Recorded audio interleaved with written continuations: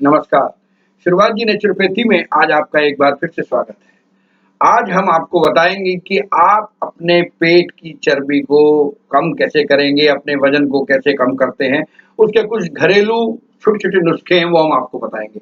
अक्सर होता क्या है लोग खाने का जो टाइमिंग नहीं है, एक्सरसाइज़ नहीं करते हैं, जंक फूड खाते हैं तो आपका मोटापा बढ़ता रहता है। उसके अलावा बैठ के काम करते हैं, लगातार आप अगर एक जगह बैठ के काम करते हैं, उसका भी आपकी हेल्थ के ऊपर बहुत असर पड़ता है।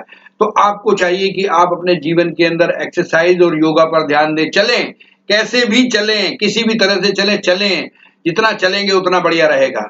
उसके अलावा कुछ टिप्स ये हैं कि आप रात को हल्का भोजन कीजिएगा। एक कहावत है, जी हाँ, मैं आप लोगों को एक कहावत बता रहा हूँ। हमारे बुजुर्गों ने बताया है कि सुबह का जो भोजन है, सुबह का जो नाश्ता होता है, वो राजाओं की तरह होना चाहिए और जो उसके बाद लंच होता है, वो महाराजाओं की तरह होना चाहिए और रात्रि का जो भोजन है, वो फ़कीरों की तरह होना चाहिए, तो आप बिल्कुल स्वस्थ रहेंगे।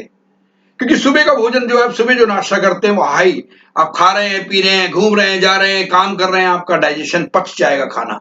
लंच का भी यही प्रॉपरली तरीका है कि आपने लंच किया तो वो भी पचेगा, क्योंकि आप काम कर रहे हैं। लेकिन रात का खाना जब आप खाते हैं, ज़्यादा खा लेते हैं, तो आप पूरे 12 घंटे सोते हैं।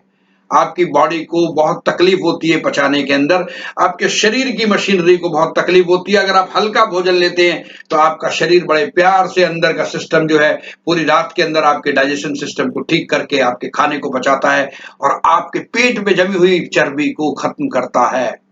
रात को सोने से 2 घंटे पहले भोजन करें, हल्का भोजन करें और हो सके तो भोजन के बाद थोड़ी-सी वॉक करें, तो बहुत अच्छा रहेगा। कुछ लोग क्या करते हैं, डाइटिंग करनी शुरू कर देते हैं, खाना-पीना छोड़ देंगे। नहीं, नहीं, नहीं, नहीं। आप खाने का एक सिस्टम बनाइए, टाइमिंग बनाइए, उस टाइम पे अगर आप खाएँगे तो आप डेफ़िनेटली आप आराम से रहेंगे, तंदुरुस्त रहेंगे, स्वस्थ रहेंगे और खाने को हमेशा आराम-आराम से खाइए। लोग बहुत जल्दी-जल्दी खाने के चक्कर में लगे रहते हैं। आते हैं धड़, धड़, धड़, धड़, धड़, धड़, खा के खत्म। अब निगल जाते हैं, खाने को पचने में फिर समय लगता है। खाने को धीरे-धीरे अगर आप चबाकर खाएँगे, तो आप ये मान के चलिए कि आपकी डाइजेशन सिस्टम में बहुत फ़ायदा होगा। अच्छी नींद लें। आप अच्छी नींद लेंगे तो आपका मोटापा वैसे ही कम हो जाएगा, क्योंकि सोने से आपकी बॉडी को आराम मिलता है। 6 से 8 घंटे की नींद वज़न घटाने में मदद करती है। बहुत सही कह रहे हैं हम आपको। अंकुरित दालें खाइए, मूँग की दाल है, चने की दाल है, सोयाबीन की दाल है, ये आपके शरीर के अंदर ऊर्जा देती है और बॉडी को आवश्यक पोषक तत्वों से छुटकारा दिलाती है। कम से कम रोज़ाना आप 3 लीटर के करीब 3 से साढ़े 3, 4 लीटर पानी पीजिए। 1 गिलास पानी भी अच्छा है। आप अगर पानी पीते हैं और आपके शरीर के लिए और भोजन करने से आधा घंटे पहले आपको चाहिए कि 1 गिलास पानी पिए तो वो आपकी बॉडी के लिए बहुत अच्छा है।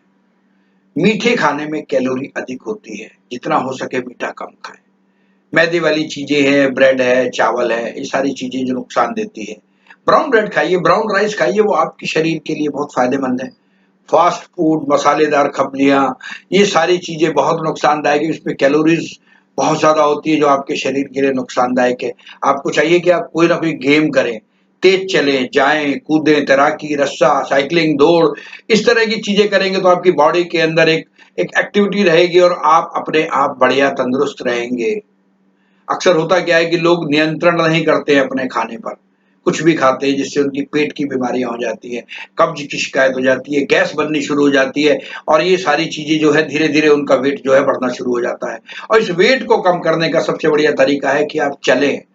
आप जितना आप चलेंगे 2 से 3 किलोमीटर अगर आप रोज़ चलते हैं तो आपके लिए बहुत अच्छा है।